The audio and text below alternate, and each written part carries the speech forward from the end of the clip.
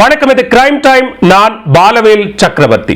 சிவகங்கையில் பாஜக நகர வர்த்தக பிரிவு தலைவர் மர்ம நபர்களால் அடித்து கொலை செய்யப்பட்ட சம்பவத்தால் பதற்றமான சூழல் நிலவியது. சிறு வாய்த்தகராறு கொலையில் முடிந்ததன் பின்னணி என்ன?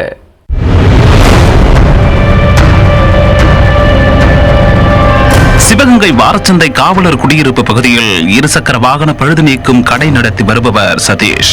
இவர் பாரதிய ஜனதா கட்சியின் சிவகங்கை நகர் வர்த்தக பிரிவு தலைவராகவும் பதவி வகித்து வருகிறார். சதீஷ் வேலை செய்வதற்கு வசதியாக தன்னுடைய கடை அருகிலேயே அறை ஒன்றை வாடகைக்கு எடுத்து தங்கியிருந்திருக்கிறார்.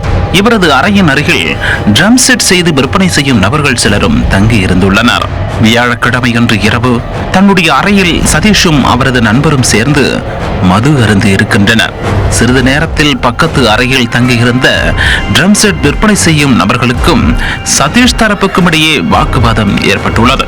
வாய் தகராறு சிறிது நேரத்திலேயே கைகலப்பாக மாறிவிட்டது.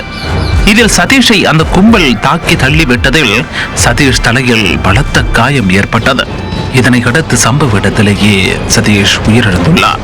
சதீஷின் நண்பர் கொடுத்த தகவலின் பேரில் சம்பவ இடத்திற்கு வந்த போலீசார் சதீஷின் உடலை கைப்பற்றி சிவகங்கை அரசு மருத்துவமனைக்கு அனுப்பி வைத்தனர்.